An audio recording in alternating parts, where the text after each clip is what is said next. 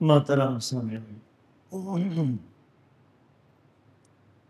আজকে পবিত্র জুমায় আপনাদের সামনে কোরআনে পাকে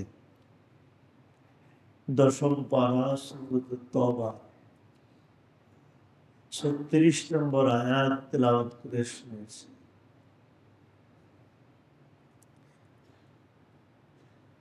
আল্লাহ রাব্বুল আলামিন এই আয়াতের ভিতরে ইরশাদ ফরমান, আল্লাহ পাকের কাছে বৎসরের মাসের গণনা হিসেবে বছর হলো 12 মাস। তাহলে 12 মাস এটা নির্ধারিত আল্লাহর পক্ষ থেকে।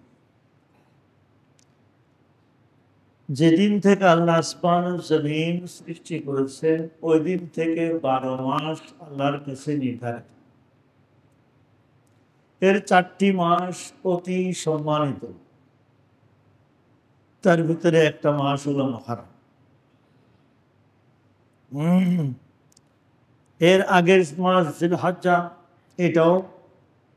তার আগে ছিল যুলকাদা, এটাও। এখানে লাগাতার 3 মাস।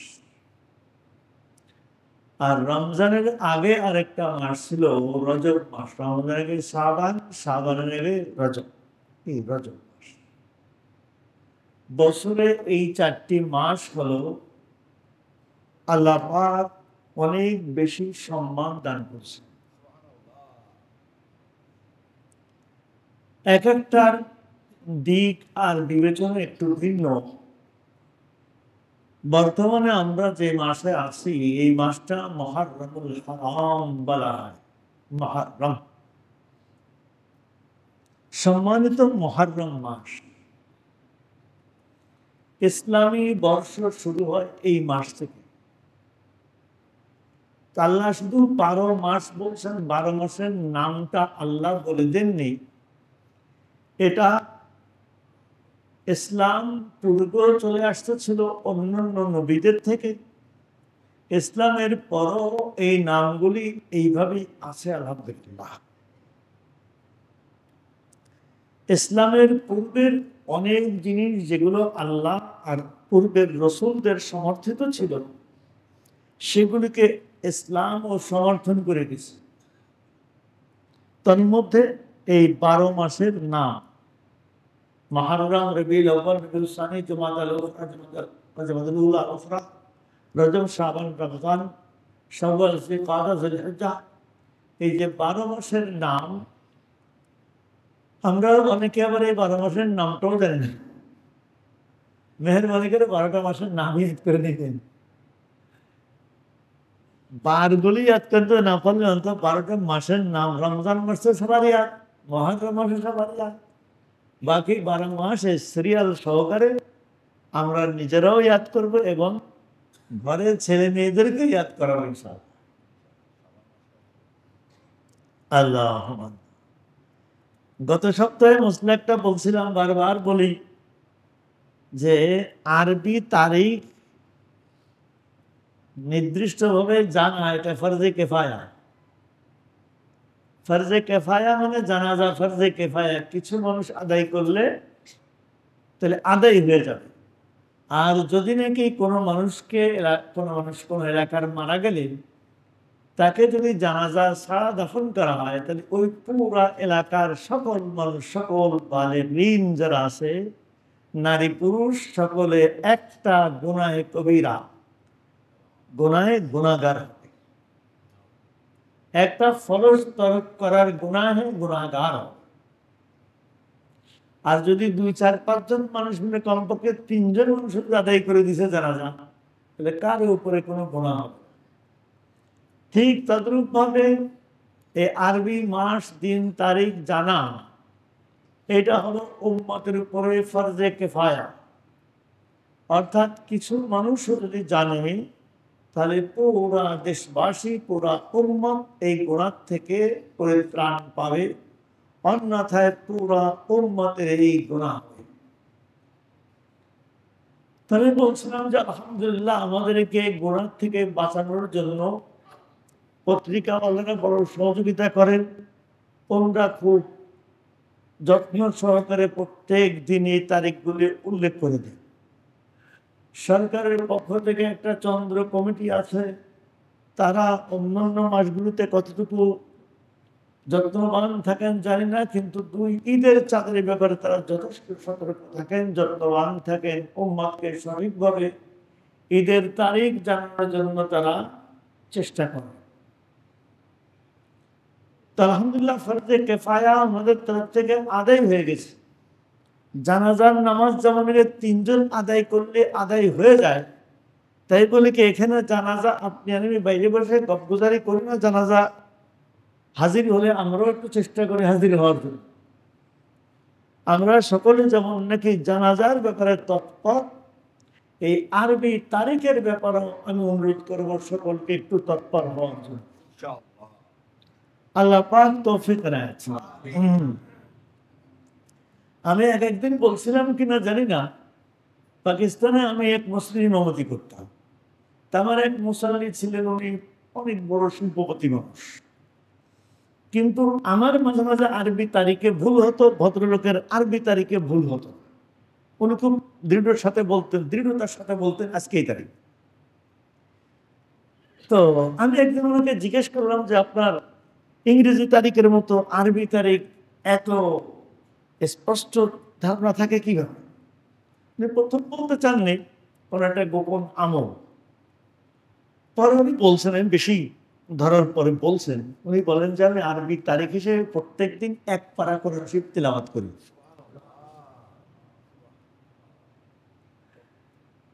এই লোকটা কয়েকটা ফ্যাক্টরির মালিক। বাহ্যিক চেহারা সুরত দেখলে এরকম মনে হতো না, কিন্তু আর আমল যে এরকম এত ব্যস্ত। আমি আশ্চর্য হলাম যে আপনি এত ব্যস্ততার ভিতরে কোটি কোটি টাকার হিসাব একদিকে, এতগুলি ফ্যাক্টরির পরিচালনা একদিকে, আরেকদিকে আপনার এই কোরআন তেলাওয়াত সম্ভব কি করে? বলে যে হুজুর এক বৈঠকে পারি না, দোকানে মসজিদে আসলে নামাজের আগে পরে যখন যেখানে থাকি, কিন্তু আমার টার্গেট থাকে একটু নোট করে রেখে যাবে কোন সূরার কত আয়াত পর্যন্ত গেলাম। আমি আরেক মসজিদে গেলে ওইটা দেখে ওই জায়গা বের করে ওখান থেকে সামনে যাই। তো বারবার প্রত্যেক বছর যদি 11 খতম হয় একজন, 12 খতম হয় একজন মানুষের, তাহলে তারপরে সে মোটামুটি আধা মুখস্থ হয়ে যায় না? তো একটু খেয়াল করলেও মনে থাকে। তা আমি খুব আশ্চর্য, আমি ছেলেদেরকেও বলি, আর বলতেও লজ্জা করে আমার, যে আমরা এই দিনের ভিতর থাকি, কোরআন হাদিস শুয়ে থাকি, বসে থাকি, চতুর্পাশে কোরআনে পাক থাকে, হাদিস থাকে, তাফসীর থাকে, কিন্তু এই পরিমাণ তেলাওয়াত তো আমার পক্ষে সম্ভব হয় না, সবসময় পুরা হয় না। দিনে 1 পারা তেলাওয়াত। আমার বলার উদ্দেশ্য, তিনিও আল্লাহর বান্দা, তিনিও বহুত ব্যস্ততার ভিতর থেকেও আল্লাহর কালামের সাথে উনি এটা তেলাওয়াত করেন, বলেন যে আরবি তারিখ হিসেবে তেলাওয়াত করি। সেই জন্য আমার কোন পারা চলে এটা তো ইয়াদ রাখতে কষ্ট নেই। এটা কোরআন বারবার পড়তে আলহামদুলিল্লাহ পারা ইয়াদ থাকে যে আমার পাড়ায় আমার তেলাওয়াত চলতেছে, সেই জন্য আমার আরবি তারিখে ভুল হয়। কোনো মানুষ যদি 29-এ হয়, কাজে যে কোনো করে করে পারা একটা এগিয়ে নিই, যাতে করে আমার সমস্যা না। আল্লাহ আল্লাহ, এই ধারাবাহিক আমলে মানুষকে কোথায় পৌঁছায়। এই লোকটা 1 বছরে তার 12 খতম হয়ে যায়, সব কাজের ভিতরে কোটি কোটি টাকার কাজও হইতেছে, মাঝখানে একটু খেয়াল করার কারণে, একটু যত্নবান হওয়ার কারণে 1 পারা করে মাসের তেলাওয়াত 12 খতম। আপনি আর আমি 5 বছর পরে যদি এই লোকটার সাথে মিলতে চাই, যে তার সমান সমান হইতে চাই, সম্ভব? হাফেজ সাহেবের পক্ষ সম্ভব হয়ে উঠবে না। হাফেজ সাহেবের পক্ষ সম্ভব হয়ে উঠবে না। 5 বছর তো 5,000 কত হয়েছে? 5,11 5 বরং 60 খতম হয়ে গেছে। তো 60 খতম 1000-এর তেলাওয়াত করা, এটা কিন্তু হাফেজের পক্ষ যথেষ্ট করবে। এই হলো ধারাবাহিক আমল করার তরিকা। আলহামদুলিল্লাহ, আজকে যে কথা বলবো সেটা হলো নববর্ষ, ইসলামী নববর্ষ আজকে শুরু হলো। গতকালকে মাগরিবের আগে শেষ, মাগরিবের পরের থেকে নববর্ষ শুরু হয়ে গেছে। ইংরেজি নববর্ষ, বাংলা নববর্ষ, আমাদের অঞ্চলে ইংরেজি নববর্ষ, সারা দুনিয়া এটাকে উদযাপন করা হয়। যদি উদযাপনের কিছু থাকতো নববর্ষের, তাহলে মুসলমানদের জন্য আজকের তারিখটা ছিল উদযাপন করা। কিন্তু নববর্ষের আসলে উদযাপন হওয়া উচিত না। নববর্ষের আমাদের ব্যবসায়ীদের যেমন হাল খাতা হয়, বুঝলেন নাকি? পরিভাষা সবাই হাল খাতা, হাল খাতা। হাল খাতার এর বাংলা অর্থ, আসল অর্থ হলো পুরনো দেনা পাওনা সব পরিশোধ করে আবার নতুন ভাবে শুরু করা। যাদের বাকি বকেয়া থাকে, ব্যবসায়ের দাবি থাকে তুমি আগের টাকা পুরা করো, ওর দ্বিগুণ বাকি নিতে হলে বৈশাখ মাসের 1 তারিখ থেকে নিবা, কিন্তু চৈত্র মাসের যে 31 তারিখে তোমার পুরা টাকা আগে পরিশোধ করতে হবে, খাতা সোজা করতে হবে আগে। আল্লাহ, এই হলো ব্যবসায়ীদের হাল খাতা। আপনার আমার জীবনের কোনো হাল খাতা নাই। এই হাল খাতাটা কোন সময় হওয়া উচিত? হওয়া ও জায়গায় করলেও কোনো অসুবিধা নেই। বাংলা নববর্ষে করছে, কেউ ইংরেজিতে করছেন, কিন্তু আরবিটাই অবশ্য হওয়া উচিত। এখন আমাদের জীবনের হাল খাতা কি? আমাদের জীবনের হাল খাতা হলো বিগত জীবনে যা হয়ে গেছে, গত বছর পর্যন্ত, গতকাল সন্ধ্যার আগ পর্যন্ত জীবনে যা কিছু ঘটে গেছে, সেজন্য আল্লাহর দরবারে তওবা করা। তওবার অর্থ গত কয়েকদিন আগে বলছিলাম, 2 জুমা আগে সম্ভবত আল্লামা আলুসি রহমতুল্লাহ আলাইহি, সৈয়দ মাহমুদ বাগদাদি রহমতুল্লাহ আলাইহি অমর কিতাব রূহুল মাআনির হাওয়ালা দিয়ে বলছিলাম যে উনি বলছেন তওবা হলো পেছনের জীবনে যা ঘটে গেছে সেজন্য আন্তরিকভাবে অনুতপ্ত হওয়া, দুঃখিত হওয়া, অনুশোচনা হওয়া। সামনে এমনটি করব না সেজন্য দৃঢ় প্রত্যয় হওয়া, এটাকে বলে তওবা।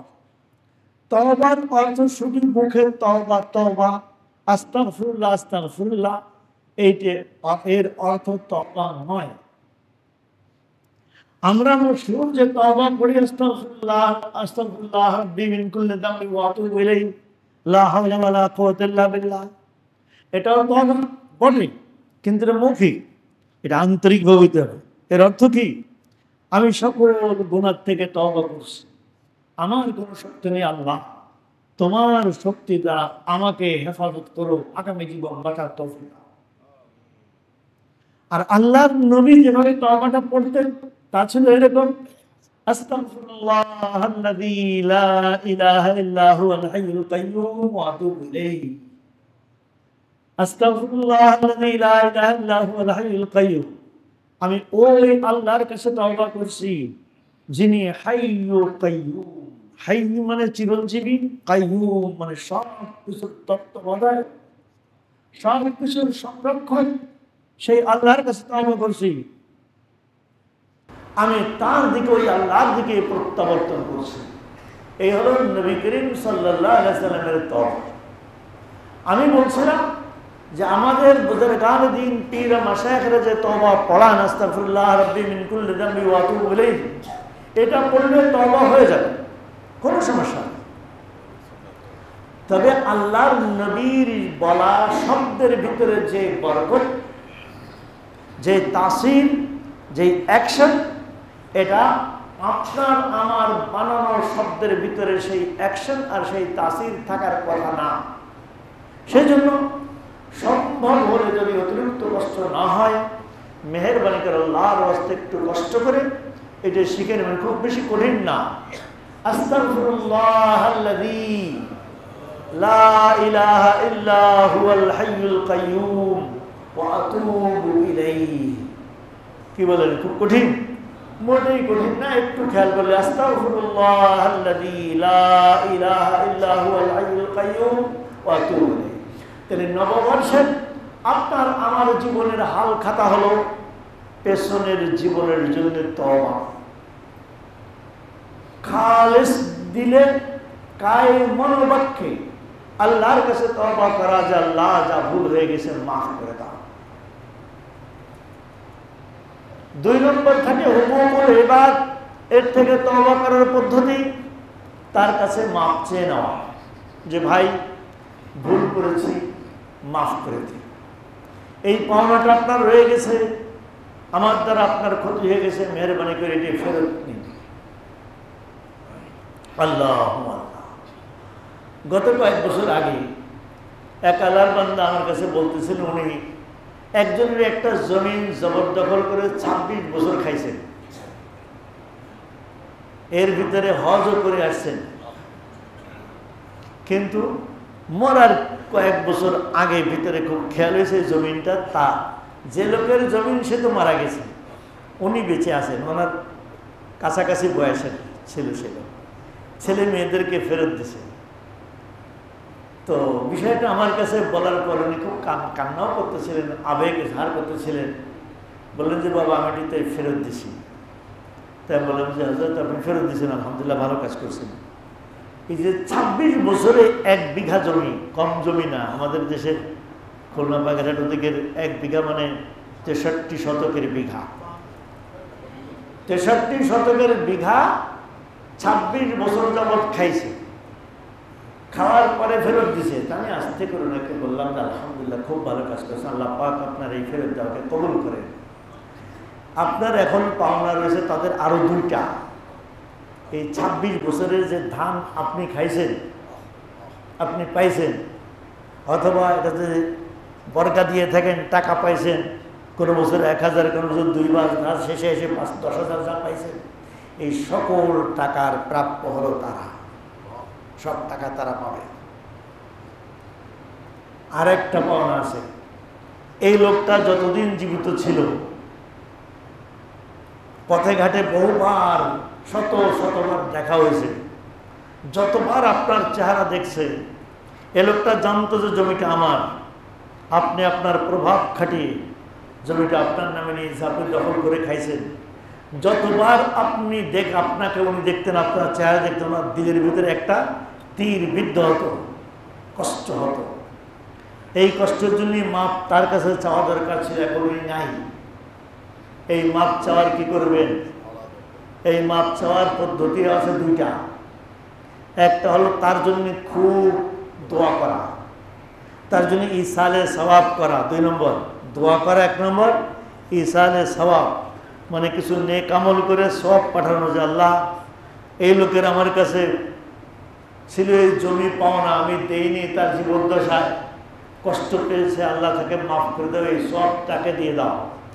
তার নামে ইবাদত বন্দেগী করে, টাকা পয়সা দান সদকা করে তার রূহ খুশি করা, তার আমল নামায় যখন এর সওয়াব যাবে, সে যখন এর ফলাফল পাবে তখন জিজ্ঞাসা করবে ফেরেশতাকে যে বান্দা এটা কোত্থেকে এলো, বলবে যে অমুকের পক্ষ থেকে, তখন সে তার প্রতি খুশি হয়ে মাফ করে দেবে। আর তা নাহলে কিয়ামতের ময়দানে হাদিসে আছে, আল্লাহর নবী জিজ্ঞাসা করলেন একদিন সাহাবায়ে কেরামকে, সাহাবায়ে কেরামকে নবী আল্লাহ জিজ্ঞাসা করলেন যে সবচেয়ে গরিব মানুষকে বলেছেন। তো সাহাবায়ে কেরাম গরিবের সংজ্ঞা দিলেন, যার পেটে খাবার নাই, মাথা গোজার জায়গা নাই, পরনে কাপড় নাই, পায়ে জুতা নাই, এই লোকটা হলো গরিব মানুষ। নবী আল্লাহ বললেন না, এই লোক গরিব না। তো সাহাবায়ে কেরাম বললেন নবী আল্লাহ তাহলে আপনার কাছে গরিব কে? তো বললেন যে গরিব হলো কিয়ামতের দিন ওই ব্যক্তিকে বলা হবে আসল গরিব, যে সওয়াবের স্তূপ নিয়ে উঠবে কিন্তু সে অন্যের গুনার স্তূপ নিয়ে জাহান্নামে যাবে।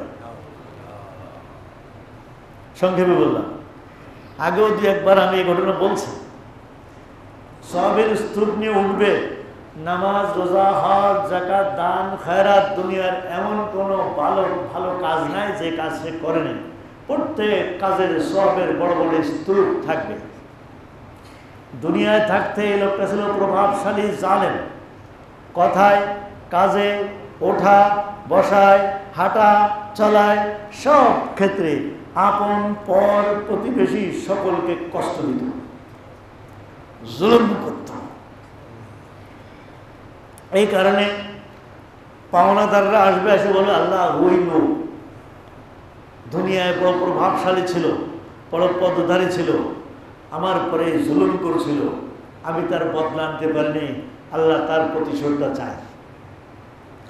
আল্লাহ বলবেন যতটুকু প্রতিশোধ, যতটুকু অন্যায় করেছে তার 2টা থাপ্পড় মারছিল, আজকে 4টে মেরে দাও, এটাও করতে পারো।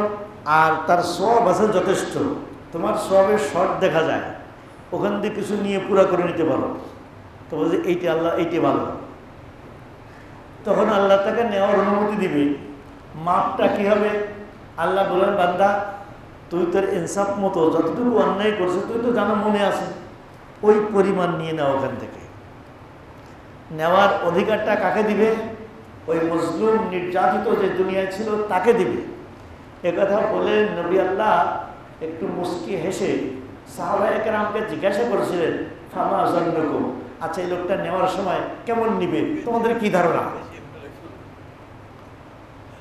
আল্লাহর নবী মুস্কি হেসে সাহাবায়ে কেরামকে জিজ্ঞাসা করলেন, ফামা যান্নুকুম, তোমাদের কি ধারণা যে লোকটা নেওয়ার সময় কেমন নিবে?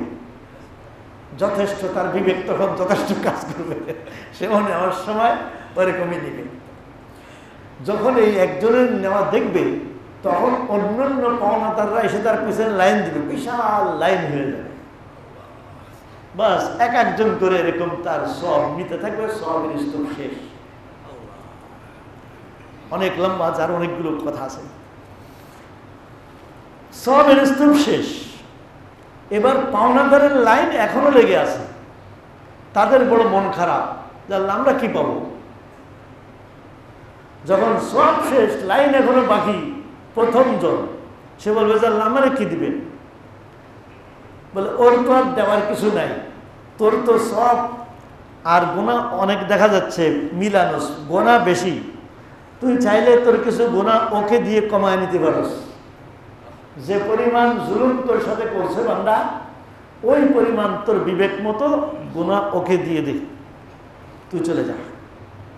তখনও নবী আল্লাহ মুস্কি এসে সাহাবায়ে কেরামকে জিজ্ঞেস করলেন, ফামা যান্নুকুম, তোমাদের কি ধারণা দেওয়ার সময় সে কি পরিমাণ দিবে? বলে তার বিবেক মতোই দিবে। এই লোক যেমন তার বিবেক দিয়ে দুনিয়ায় কাজ করেছিল, ও ওখানে তার বিবেক মতোই ডালবে। এরপরে পিছনের জন পিছন হইতে হইতে পুরা সবার দেওয়া হবে।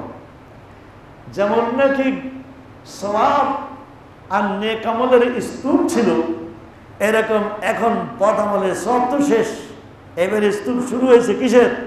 বদ আমলে। বদ আমলের স্তূপ হয়ে গেছে। কার বদ আমল? তার না অন্যের? অন্যের বদ আমল। তার বদ আমল ছিল একটা, কি সেটা? জুলুম। জুলুম। আল্লাহ মাফ ফরমা, আল্লাহ হেফাজত ফরমা। এরপরে সে অন্যের এই গুনাহ নিয়ে জাহান্নামে যাবে।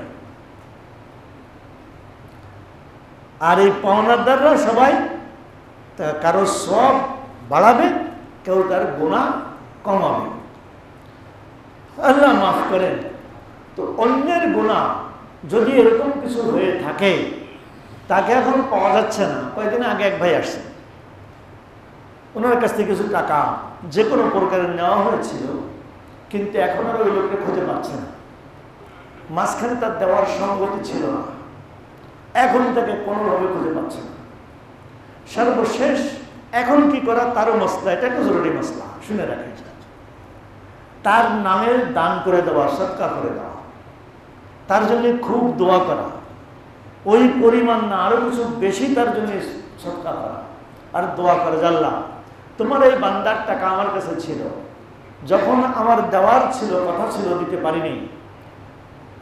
ওনার ঘটনা এমন হয়েছিল, টাকা নিচে দেওয়ার জন্য, কিন্তু ওই সময় মতো টাকা দেওয়ার সময় উনি এত হতদরিদ্র হয়ে গেছেন যে এই টাকা পরিশোধ করা ওনার পক্ষে সম্ভব হয়নি। উনি একটু নিজে গা ঢাকা দিয়ে থাকছেন। এখন আল্লাহ পাক সঙ্গতি দিছেন, এখন ও লোকের ঠিকানা যা ছিল তার কাছে, ওটা হারায় গেছে। ওই সময় কোনো ফোন নম্বরও ছিল না, তার TNT নাম্বারও ছিল না, যার কারণে ওইভাবে যোগাযোগ করাও সম্ভব না। আর তার গ্রামের বাড়ির ঠিকানাও ভালো করে রাখা হয়নি, যার কারণে এখন খুঁজে পাইতেছে না। আমি বলে একটু যে ডিস্ট্রিক্টের ছিল, কথায় যা আন্দাজ ছিল, আপনি একটু দরকারি এরকম কিছু করেন, প্রয়োজনে আপনি একটু নেটে মেটে দেওয়া, আজকাল তো প্রচারের বহুত মাধ্যম আছে, পেপার পত্রিকায় দেন অথবা কি বলে ইউটিউবে বিভিন্ন রকমভাবে অ্যাড দেয়, এইভাবে একটু দিয়ে দেখেন। সর্বশেষ যদি না পান তাহলে আপনি, আমি বলছি আপনার ছবি সহকারে দিয়ে কোন সালে টাকা নিয়েছেন, কত টাকা নিয়েছেন, ওই ভাইয়ের নাম সহকারে যে আপনি কোথায় আছেন বা আপনার লোকজন তারা কেউ থাকলে, তার ছেলে মেয়েরা কেউ থাকলে আমার এই নাম্বারে যোগাযোগ করার জন্য। যদি যোগাযোগ করে টাকা ফেরত দিবেন, আর দিতে একটু বেশি দিবেন, সুদ না, এটা হলো তাদের এহসান হিসেবে দিবেন। আর যদি তারপরেও না পান, সর্বশেষ ওই লোকের নামে আপনি দান করবেন, সদকা করবেন, গরিব মিসকিনকে দিবেন, মসজিদ মাদ্রাসায় দিবেন। আর নিজে খুব দোয়া করবেন যে আল্লাহ, বিপদে পড়ার কারণে আমি একটু গা ঢাকা দিছিলাম, এখন তো তোমার বান্দায় কোথায় গা ঢাকা দিচ্ছে আমি আর পাচ্ছি না, তার পাওনা আল্লাহ তুমি তার কাছে পৌঁছে দিও। বুখারী শরীফে আমানতদারির এক কিসসা লিখছে যে এক লোকের টাকার অভাব পড়ে গেছে, তার বাড়ি নদীর এপার, ধার করছে ওপারের একজনের কাছ থেকে। নদী এত বড় নদী, ও স্বাভাবিকভাবে পার হওয়া যায় না, সে জামানায় এরকম পার হওয়ার ফেরি আর যা কিছু বলেন এরকম ব্যবস্থা খুবই কম ছিল। টাকা তো ধার নিয়ে আসছে, টাকা ফেরত দেওয়ার নির্ধারিত তারিখ আসছে, টাকা জোগাড় করে নিয়ে নদীর পাড়ে আসছে।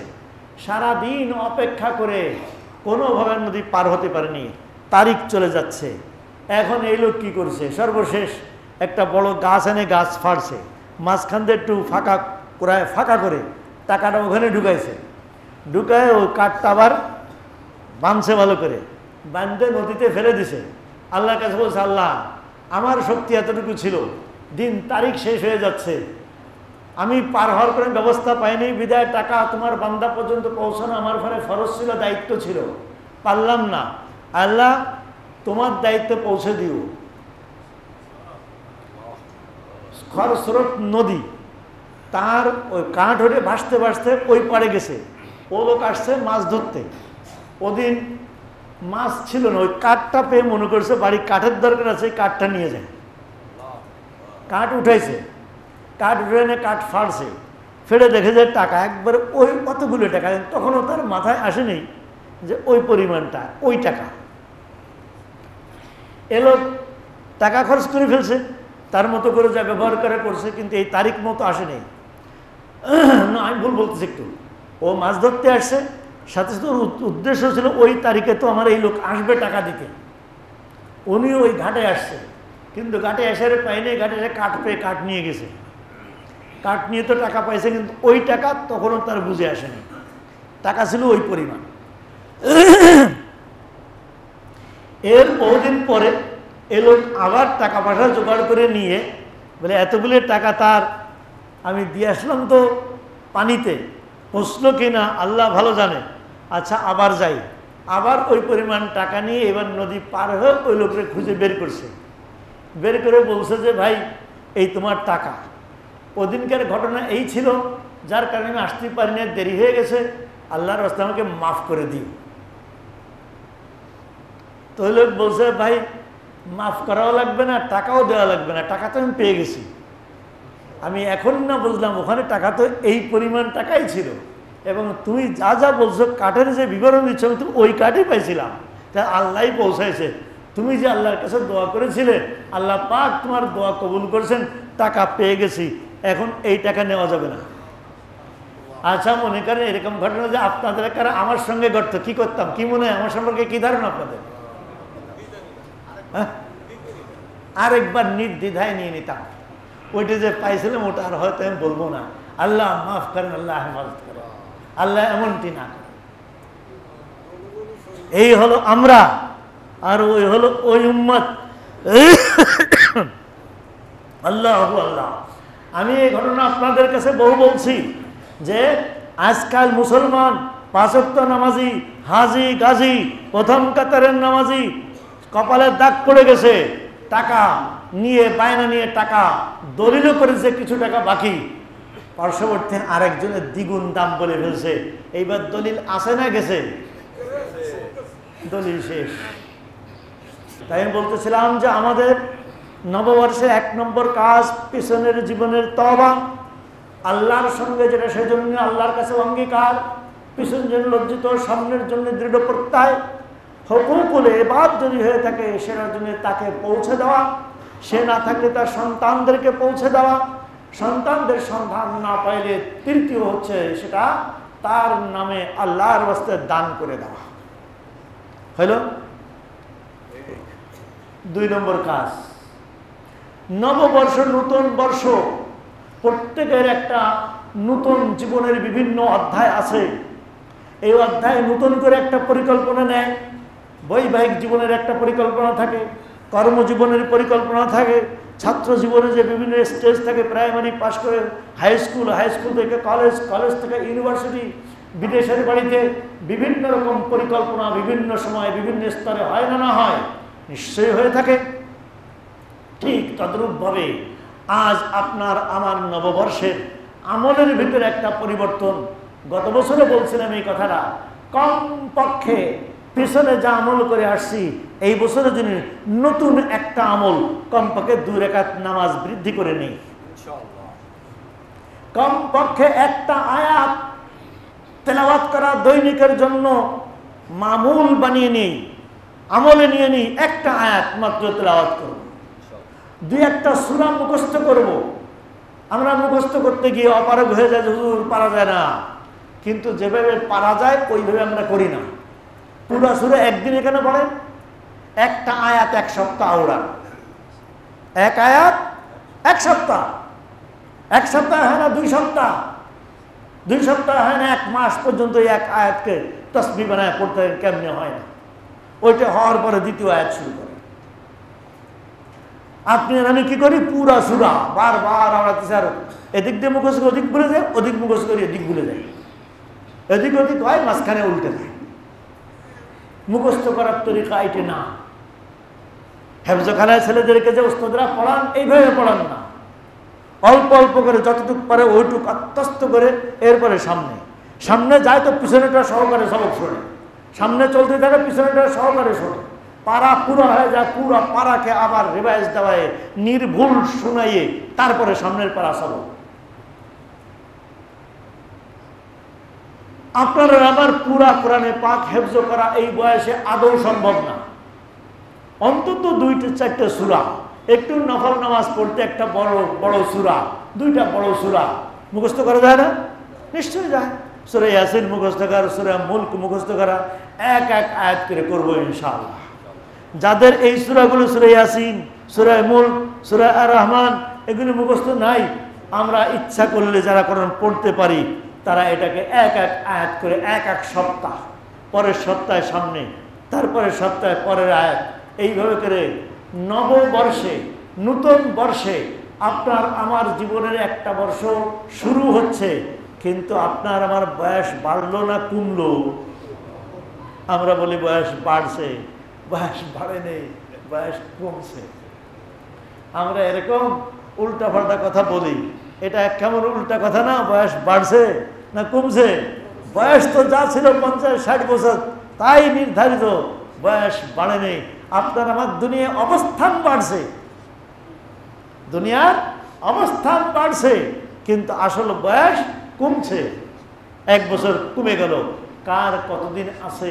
আগামী বছরের এই তারিখ আর কতজন পাবো? নিশ্চয়ই এই মজলিসও অনেকে আছি যারা আমরা আগামী বছরে এই তারিখ আর পাবো না। ঠিক? আল্লাহ না করুন, আল্লাহ সকলকে যারা বসা আছে সকলকে অত্যন্ত সুস্থতার সাথে, স্বাচ্ছন্দ্যের সাথে এরকম বারবার নববর্ষ পাওয়ার তৌফিক দান করেন। তো নববর্ষের আমল কি বললাম? এটা উদযাপনের বিষয় না, এটা নিজের ভিতরে ধারণ করার বিষয়, লালন করার বিষয়। একদিনের জন্য না, এটা পুরা বছরের জন্য, পুরা জীবনের জন্য একটা আমল বৃদ্ধি করে নিব। আল্লাহ পাক আমাদের সকলকে তৌফিক দান করেন। আমিন। ওয়া আখিরু দাওয়ানা আলহামদুলিল্লাহি রাব্বিল আলামিন।